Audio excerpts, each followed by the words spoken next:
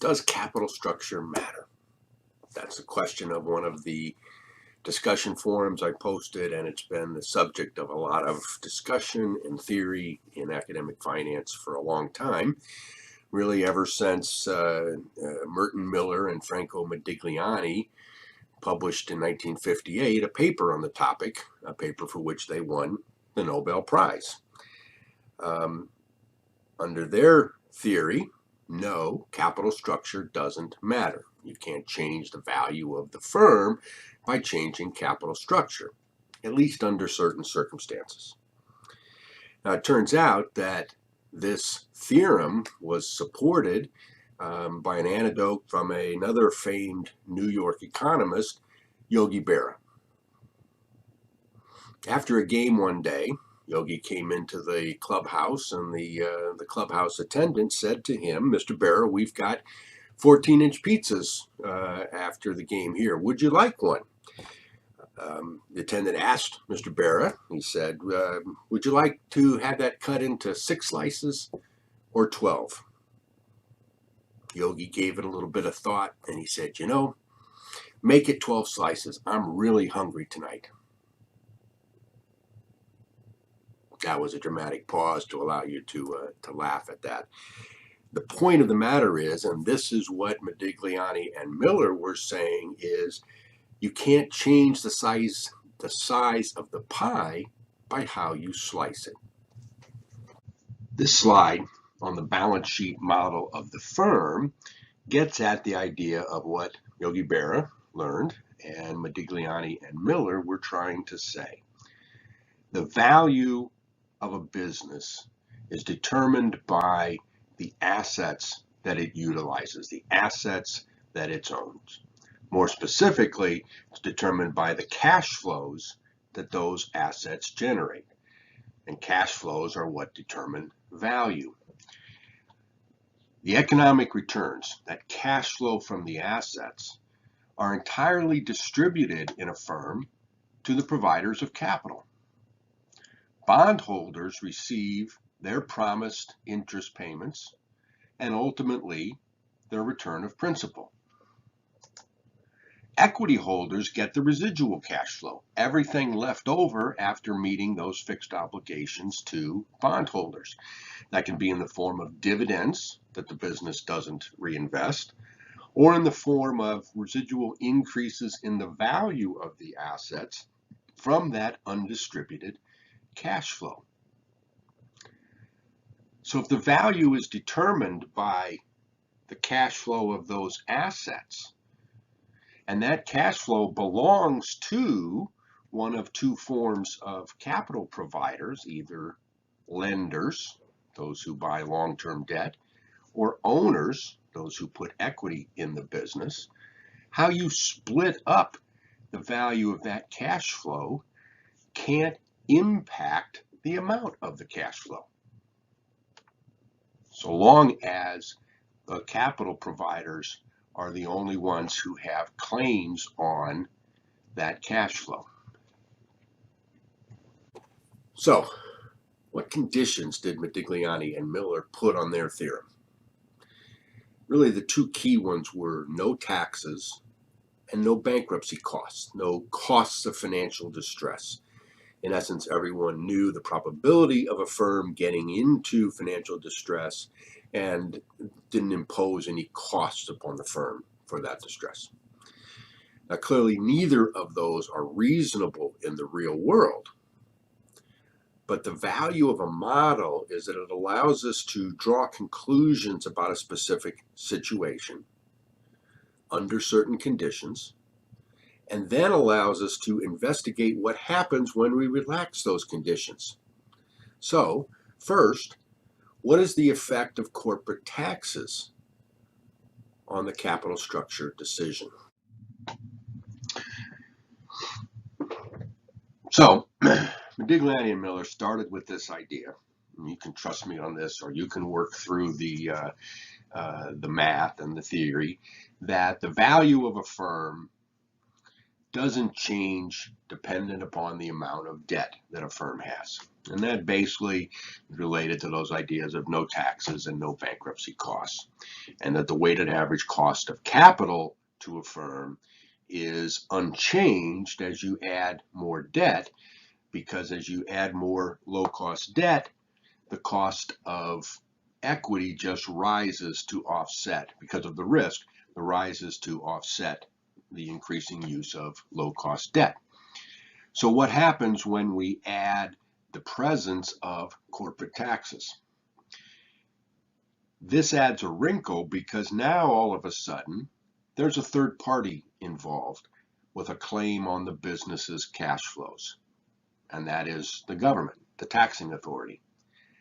And if the taxing authority allows a deduction for debt, then the value of the firm will increase, because the taxing authority is essentially giving a subsidy to debt.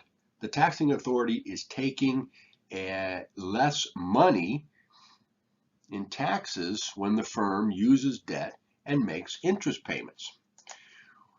What we have is the idea that now the value of a leveraged firm, a firm with debt, is equal to the value of the firm if it had no debt, plus the value of that tax subsidy, essentially, which is calculated as the present value, what we call the tax shield on the debt, the subsidy the business gets from using interest payments, using debt in their capital structure. And that increases, and it increases over time as the firm uses more and more debt.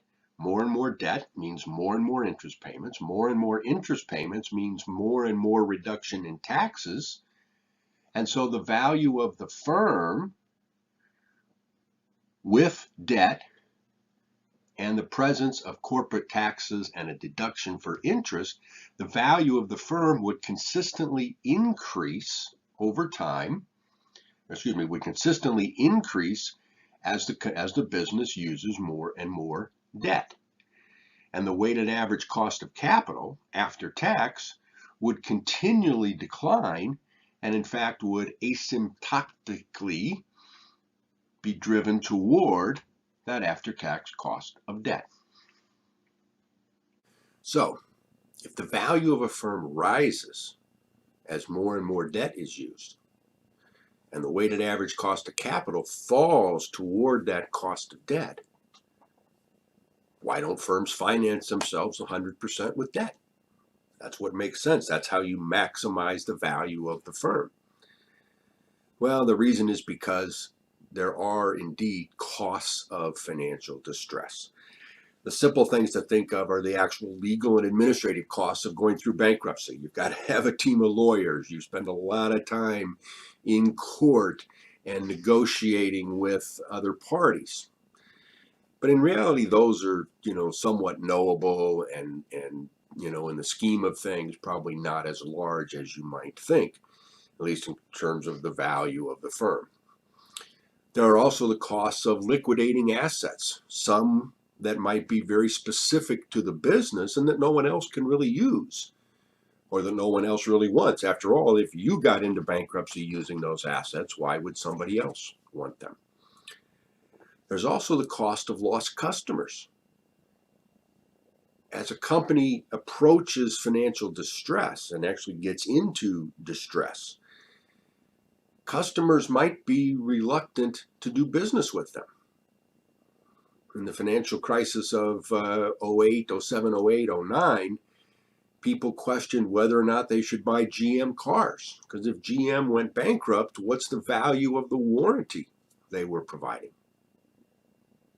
If you're being recruited as an employee by a firm that's in financial distress, if you have other options, you might take them before going to the one with financial distress. Likewise, if you're an employee at a firm in financial distress and you have options, if you're a valuable employee with real talent, you might be thinking, I need to go over to this competitor, or I need to leave this industry. So firms in financial distress ultimately end up with less than the best employees, at least in theory. I'm not pointing any fingers to say if you work for a company in distress, you don't have other options. But if that plays out long enough, firms in financial distress tend to lose customers, tend to lose good employees, and those are real costs that they have to bear. So, how does the presence of financial distress costs fit into the model we've been using as created by Modigliani and Miller? The last slide we showed that the value of the firm will consistently increase as the firm uses more and more debt, and the weighted average cost of capital will continue to fall toward that cost of debt.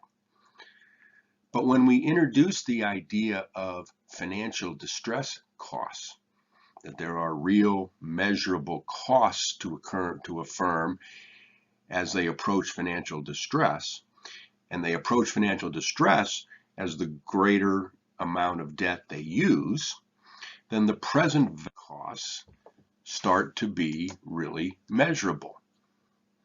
And as you use more and more debt, the present value of them increases because the probability of incurring them increases.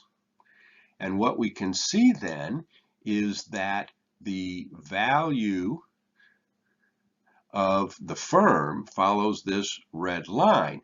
Initially, at low levels of debt, there's very little, it's unlikely that the firm will incur those financial distress costs. But as you take on more and more debt, those costs of financial distress become larger and ultimately start to offset some of the present value, the present value of that tax shield.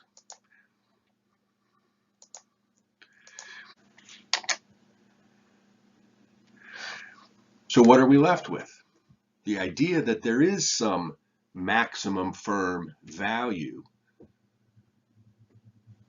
where the present value of the financial distress costs start to exceed the present value of that tax shield on the debt. And that implies that there is some optimal amount of debt, that firms should use debt up to the point of the present value of that tax, to take advantage of the present value of the tax shield, but not so much that the market starts to penalize them in terms of the present value of financial distress costs.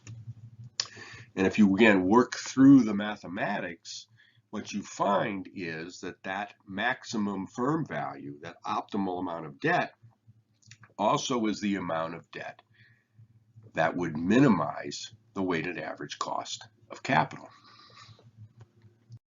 What are we left with? Does capital structure matter?